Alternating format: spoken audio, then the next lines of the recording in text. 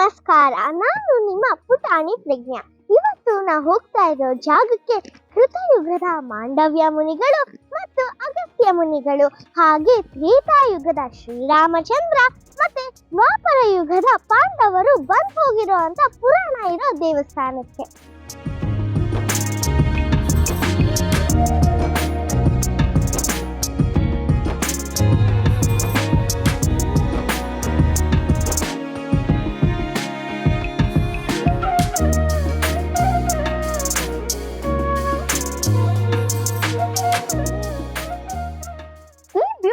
Flower garden ಇರೋದು ಗುಂಡ್ಲಪೇಟೆ ಮತ್ತೆ Begur road ಮಧ್ಯದಲ್ಲಿ. ನೀವು ಈ ಕಡೆ ಏನಾದ್ರೂ ಬಂದ್ರೆ ಇಲ್ಲಿ ವಿಸಿಟ್ ಮಾಡಿ ಫೋಟೋಸ್ ತಗೊಳಕ್ಕೆಲ್ಲ ತುಂಬಾ ಚೆನ್ನಾಗಿರುತ್ತೆ.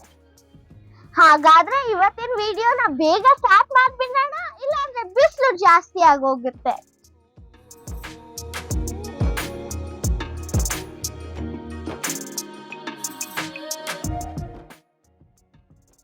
ನಾನು ಅವಾಗಲೇ ಹೇಳಿದ ಇತಿಹಾಸ ಇರೋ ದೇವಸ್ಥಾನ ಇರೋದು ಚಾಮರಾಜನಗರದ ಡಿಸ್ಟ್ರಿಕ್ಟ್ ನ ಗುಂಡ್ಲಪೇಟೆ ತಾಲೂಕಿನಲ್ಲಿರೋ ತೆರಕನಾಂಬಿ ಏನೋ ಊರ ಹತ್ರ. ಈ ಊರಲ್ಲಿ ಲಕ್ಷ್ಮೀ ವರದರಾಜ ಸ್ವಾಮಿ, ಹಂಡಿ ಗೋಪಾಲ ಸ್ವಾಮಿ, ತ್ರಯಂಬಕಪುರ, ಹುಲಗನಮರಡಿ ವೆಂಕಟರಮಣ ಸ್ವಾಮಿ, ಹೀಗೆ ಇನ್ನು ಅದೆಷ್ಟು ಇತಿಹಾಸ ಇರೋ ದೇವಸ್ಥಾನಗಳು ಈ ಊರಲ್ಲಿ ಇದೆ. ಈ ಹಿಸ್ಟಾರಿಕಲ್ ಟೆಂಪಲ್ಸ್ ಅಲ್ಲಿ ಒಂದಾದ ಹುಲಗನಮರಡಿ ಶ್ರೀ ವೆಂಕಟರಮಣ ಸ್ವಾಮಿ ದೇವಸ್ಥಾನಕ್ಕೆ ನಾವಿವತ್ತು ಹೋಗ್ತಾ ಇದ್ದೀವಿ. ತೆರಕನಾಂಬಿ ತನಕ ಎಲ್ಲ ಕಡೆಯಿಂದ ಬಸ್ ಫೆಸಿಲಿಟೀಸ್ ಮಾತ್ರ ತುಂಬ ಚೆನ್ನಾಗಿದೆ. ಆದರೆ ತೆರಕನಾಂಬಿಯಿಂದ ಟೆಂಪಲ್ಗೆ ಆಟೋ ಅಥವಾ ಪ್ರೈವೇಟ್ ವೆಹಿಕಲಲ್ಲಿ ಬರಬೇಕಾಗುತ್ತೆ. ತೆರಕನಾಂಬಿಯಿಂದ 5 ಕಿಲೋಮೀಟರ್ಸ್ ಬಂದ್ರೆ ಲೆಫ್ಟ್ ಅಲ್ಲಿ ನಮ್ಗೊಂದು ಡಿವಿಯೇಷನ್ ಸಿಗುತ್ತೆ. ಅಲ್ಲಿ ಲೆಫ್ಟ್ ತಗೊಂಡು ಸುಮಾರು 4 ಕಿಲೋಮೀಟರ್ಸ್ ಹೋದ್ರೆ ನಮ್ಗೆ ಟೆಂಪಲ್ ಸಿಗುತ್ತೆ. ಬನ್ನಿ ದೇವ್ರ ಆಶೀರ್ವಾದ ತಗೊಂಡು ಆ ದೇವಸ್ಥಾನದ ಬಗ್ಗೆ ತಿಳ್ಕೊಳ್ಳೋಣ.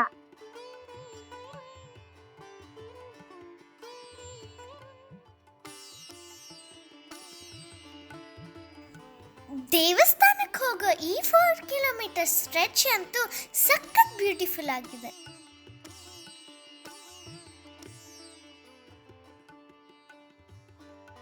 ನಾನು ಹಿಂದೆ ಗೋಪುರ ಕಾಣಿಸ್ತಿದೆಯಲ್ಲ, ಅದೇ ಹುಲಗನಮರಡಿ ವೆಂಕಟರಮಣ ಸ್ವಾಮಿ ದೇವಸ್ಥಾನ.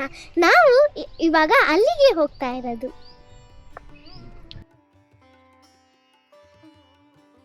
ಈ ಜಾಗದಲ್ಲಿ ತುಂಬಾ ಟೈಗರ್ಸ್ ಇದ್ದಿದ್ರಿಂದ ಇದಕ್ಕೆ ಹುಲಿಗಿನ ಮರಡಿ ಅಂತ ಹೆಸರು ಬಂತು. ಮರಡಿ ಅಂದ್ರೆ ಥಿಕ್ ಫಾರೆಸ್ಟ್, ಅಂದ್ರೆ ದಟ್ಟವಾದ ಕಾಡು ಅಂತ ಹೇಳ್ತಿದ್ರು. ಹೋಗ್ತಾ ಹೋಗ್ತಾ ಹುಲುಗಿನ ಮರಡಿ ಹುಲುಗಿನ ಮುರಡಿ ಆಗಿದೆ.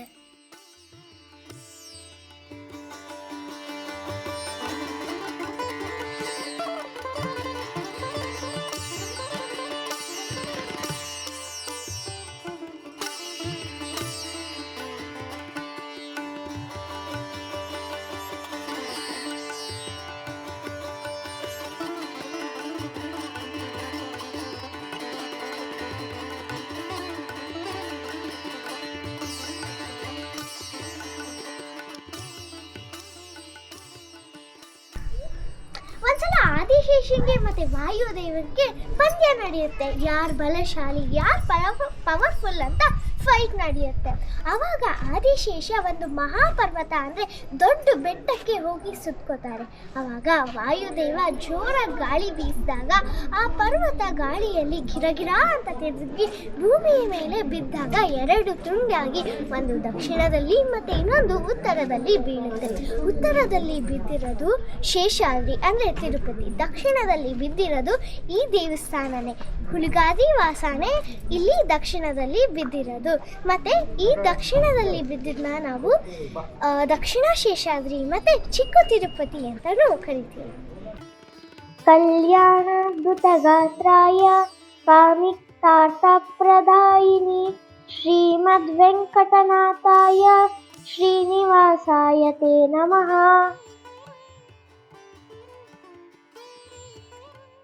ವ್ಯೂ ನೋಡಿ ಎಷ್ಟು ಪ್ಲೆಸೆಂಟ್ ಆಗಿದೆ.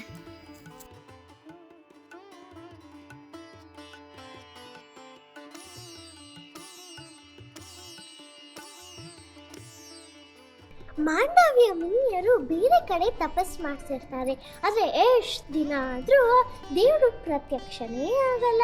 ಅವಾಗ ಯಾರೋ ಬಂದು ಹೇಳ್ತಾರೆ, ನೀವು ದಕ್ಷಿಣ ಶೇಷಾದ್ರಿಗೆ ಹೋಗಿ ತಪಸ್ ಮಾಡಿ ಅಂತ.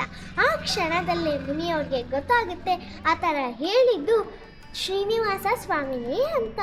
ನಂತರ ಅವ್ರು ಈ ಸ್ಥಳಕ್ಕೆ ಬಂದು ತಪಸ್ ಮಾಡ್ತಾರೆ. ಅವಾಗ ದೇವರು ಪ್ರತ್ಯಕ್ಷ ಆಗಿ ನಿಮಗೆ ಏನು ವರ ಬೇಕು ಅಂತ ಕೇಳ್ತಾರೆ. ಅವಾಗ ಮಾಂಡವ್ಯ ಮುನಿಗಳು, ನೀವು ಶ್ರೀದೇವಿ ಮತ್ತು ಭೂದೇವಿ ಜೊತೆ ಇಲ್ಲಿ ಬಂದು ನೆಲೆಸಬೇಕು ಅಂತ ಕೇಳ್ಕೊತಾರೆ. ಹಾಗಾಗಿ ಶ್ರೀನಿವಾಸ ದೇವರು ಶ್ರೀದೇವಿ ಮತ್ತು ಭೂದೇವಿ ಜೊತೆ ಇಲ್ಲಿ ಬಂದು ನೆಲೆಸ್ಕೊಂಡಿದ್ದಾರೆ. ಇವತ್ತು ನಮ್ಮ ತಾತ ಈ ದೇವಸ್ಥಾನದ ಬಗ್ಗೆ ಹೇಳ್ತಾರೆ, ಯಾಕೆಂದ್ರೆ ಇವ್ರ ತಾತ ಮುತ್ತಾತದ ಕಾಲದಿಂದಾನು ಇವ್ರ ಫ್ಯಾಮಿಲಿನ ಇಲ್ಲಿ ಪೂಜೆ ಮಾಡ್ಕೊಂಡು ಬಂದಿದ್ದಾರೆ. ಸೊ ಇವ್ರಿಗೆ ತುಂಬಾ ಚೆನ್ನಾಗಿ ಇನ್ಫಾರ್ಮೇಶನ್ ಗೊತ್ತಿರುತ್ತೆ. ಇದು ತುಂಬಾ ಪ್ರಾಚೀನವಾದ ದೇವಸ್ಥಾನ. ಹಿಂದೆ 800 ವರ್ಷಗಳ ಹಿಂದೆ ಪೌರಕುಕ್ಷ ವಂಶದವರು ನಮ್ಮ ತಾತ ಮುತ್ತಾತ ನಮ್ಮ ತಂದೆ ಹೇಳ್ದಂಗೆ ಅವರು ದೇವರ ದರ್ಶನಕ್ಕೆ ಅಂತ ಬರ್ತಾರೆ. ಕೆಳಗಡೆ ಬರ್ತಾ ಇರಬೇಕಾದ್ರೆ ಅವರಿಗೆ ದೃಷ್ಟಿ ದೋಷ ಉಂಟಾಗುತ್ತೆ, ಏನೂ ಕಾಣದೇ ಇದ್ದಂಗೆ ಆಗುತ್ತೆ, ಕಣ್ಣು ಮಂಜಾಗುತ್ತೆ. ಆಗ ಸ್ವಾಮಿನ ಪ್ರಾರ್ಥಿಸ್ಕೋತಾರೆ, ನಿನ್ನ ಸೇವೆಗೆ ನಿನ್ನ ದರ್ಶನಕ್ಕೆ ಅಂತ ಬರ್ತಾ ಇದ್ದೀವಿ, ಏನೂ ಕಾಣಿಸ್ತಾ ಇಲ್ವಲ್ಲ, ದಿಕ್ಕು ತೋಚತೆ ಆಗ್ತಾ ಇದೆಯಲ್ಲ ಅಂತ ಕೇಳ್ಕೊಂಡಾಗ ಸ್ವಾಮಿ ಇಲ್ಲಿ ಬಂದು ಅಭಯವನ್ನು ಕೊಟ್ಟು, ನೀವು ಬರೀ ಸುಮ್ಮನೆ ಬಂದು ನಾನು ದೇವರ ದರ್ಶನವನ್ನು ಮಾಡಿಕೊಂಡು ಹೋದ್ರೆ ಸಾಲದು, ಇಲ್ಲೇ ನೆಲೆಸಿ ನನ್ನ ನಿತ್ಯ ಕೈಂಕರ್ಯವನ್ನು ಮಾಡಿ ಸೇವೆಯನ್ನು ಮಾಡ್ಕೊಂಡು ಇರಬೇಕು ಅಂತ ಒಂದು ಆಜ್ಞಾಪಿಸಿರ್ತಾರೆ. ಆ ಒಂದು ಕುರುಹನೇ ಇಲ್ಲಿ ಇರ್ತಕ್ಕಂಥ ದೇವರ ಪಾದ. ಅದನಂತರ ಅವರುಗಳು ಆ ಹಿರಿಯರುಗಳು ಇಲ್ಲಿ ಬಂದು ಅನೂಚಾನವಾಗಿ ದೇವಸ್ಥಾನದಲ್ಲಿ ದೇವರ ಕೈಂಕರ್ಯವನ್ನು ಮಾಡ್ಕೊಂಡು ಹೋಗ್ತಾ ಇದ್ದಾರೆ, ದೇವರ ಸೇವೆಯನ್ನು ನಡ್ಸ್ಕೊಂಡು ಹೋಗ್ತಾ ಇದ್ದಾರೆ. ನಮ್ಮ ತಂದೆ ನಮ್ಮ ತಾತ ಮುತ್ತಾತ ಕೂಡ ಈ ದೇವಸ್ಥಾನದಲ್ಲಿ ಅನೂಚಾನವಾಗಿ ಮಾಡ್ಕೊಂಡು ಬರ್ತಾ ಇದ್ದವರು. ಈ ಒಂದು ಪ್ರತೀತಿ, ಇದೊಂದು ಕಥೆಯನ್ನು ನಮ್ಮ ತಂದೆ ತಾತ ನಮ್ಮ ಮುತ್ತಾತ ನಮ್ಗೆ ಹೇಳಿದ್ದಾರೆ. ಈಗ ಹಾಲಿ ನಮ್ಮ ಅಣ್ಣ ಎಸ್ ನಾಗರಾಜ್ ಹಾಗೂ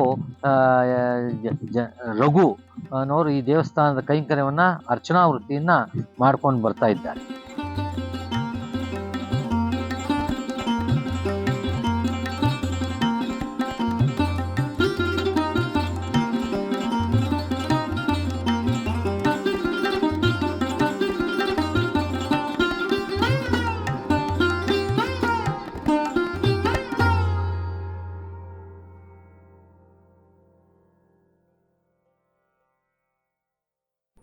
ಈ ದೇವಸ್ಥಾನದ ಸುತ್ತ ವೇದ ಪುಷ್ಕರಣಿ ತೀರ್ಥ, ಧನುಷ್ಕೋಟಿ ತೀರ್ಥ ಮತ್ತೆ ವೈಕುಂಠ ತೀರ್ಥ ಅಂತ ಒಂದು 3 ಕೊಳಗಳಿವೆ.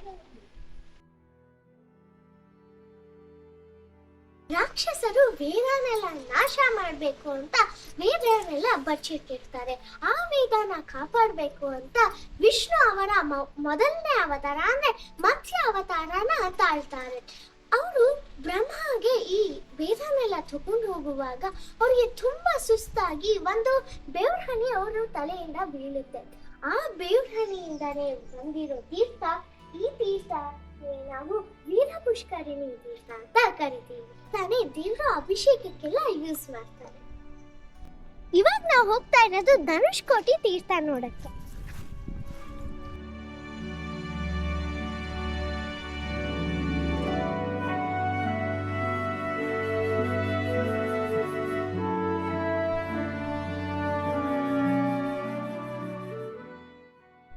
ರಾಮ ತ್ರೇತಾಯುಗದಲ್ಲಿ ವನವಾಸ ಟೈಮ್ನಲ್ಲಿ ಈ ಕಡೆ ಬಂದಾಗ ದೇವರ ದರ್ಶನ ಮಾಡಬೇಕು ಅಂತ ನೀರು ಹುಡುಕ್ತಾರೆ ಸ್ನಾನ ಮಾಡಕ್ಕೆ.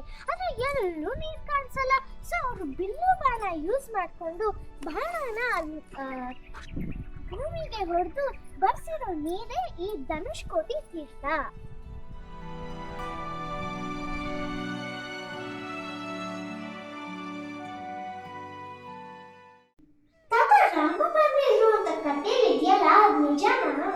ಹೌದು ಪುಟ್ಟ, ಈ ದೇವಸ್ಥಾನಕ್ಕೆ ತ್ರೇತಾಯುಗದಲ್ಲಿ ಶ್ರೀರಾಮಚಂದ್ರ ಮಹಾಪ್ರಭುಗಳು ಬಂದಿದ್ರು ಅಂತ ಒಂದು ಇತಿಹಾಸ ಇದೆ. ಅವರು ಬಂದಾಗ ಅವರು ಉಪಯೋಗಿಸ್ತಾ ಇದ್ದಂಥ ಒಂದು ಬಿಲ್ಲು ಮತ್ತು ಬಾಣನ ಇಲ್ಲೇ ಬಿಟ್ಟು ಹೋಗಿದ್ದಾರೆ. ಅದನ್ನು ಯಾರಾದರೂ ಹುಷಾರಿದೆ ಅಂದರೆ ಭಯಪಟ್ಟಿದ್ರೆ ಅದನ್ನು ಆಶೀರ್ವಾದವಾಗಿ ಅವ್ರು ಬಿಡ್ತೀವಿ, ಅದನ್ನು ತೋರಿಸ್ತಿರ್ತಾರೆ.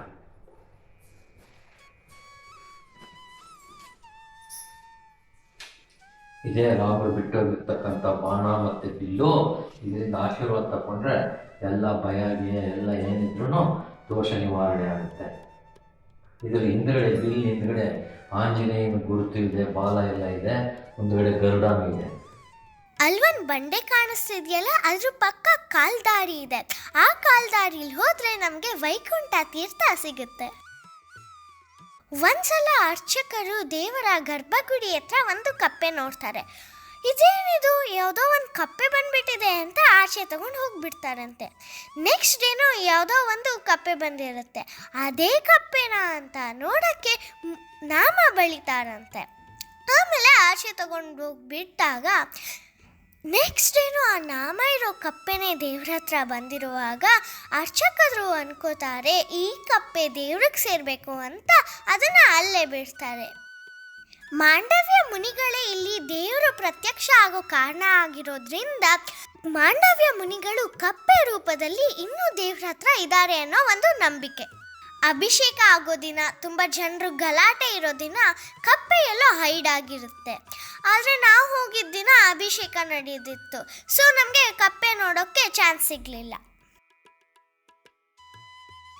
ಇವಾಗ ನೀವು ನೋಡ್ತಿದ್ದೀರಲ್ಲ ಈ ಕಪ್ಪೆ ಫೋಟೋ, ಇದು ಒಂದು ವಾರದ ಮುಂಚೆ ದೇವ್ರ ಹತ್ರ ತಗೊಂಡಿರೋ ಫೋಟೋ.